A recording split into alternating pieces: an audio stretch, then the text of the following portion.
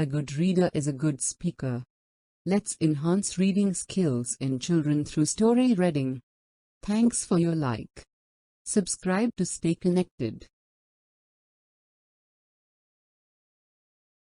Once upon a time, in a desert far away,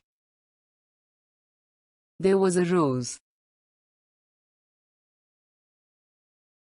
who was so proud of her beautiful looks. Her only complaint was growing next to an ugly cactus. Every day, the beautiful rose would insult and mock the cactus on his looks, all while the cactus remained quiet. All the other plants nearby tried to make the rose see sense, but she was too swayed by her own looks. One scorching summer, the desert became dry, and there was no water left for the plants.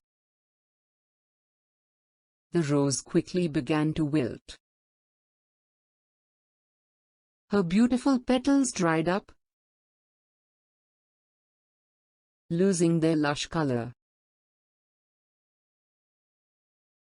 Looking to the cactus, she saw a sparrow dip his beak into the cactus to drink some water. Though ashamed, the rose asked the cactus if she could have some water. The kind cactus readily agreed, helping them both through the tough summer as friends. Moral: never judge anyone by the way they look.